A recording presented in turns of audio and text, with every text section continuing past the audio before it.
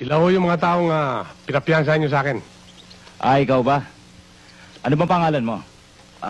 Manila Boy ho. Manila Boy. Bakit? Ilang araw ka na ba dito sa Maynila?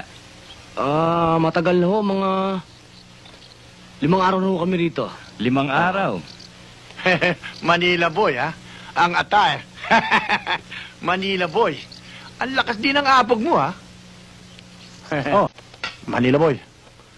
Mukha yata sa sinakulo ka nagtatrabaho. Mahaba ang buhok mo, para kasi sakay. Opo, paminsan-minsan po ako po'y lumalabas sa si Judas. Hudas. Sir, Senyor Escudero, baka mahudas tayo rito.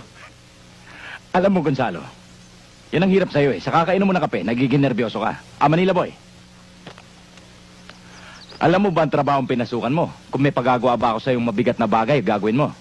Bako po, lahat po ng gusto nyo, gagawin ko po. Ngayon, kung magagalit po kayo sa antipatikong to, gusto nyo patayin ko na ngayon to eh. Oh, Good, good. Hoy, Senyor Escudero, mali yata napiyansa nyo. Hindi sa jail galing to, kundi sa mental.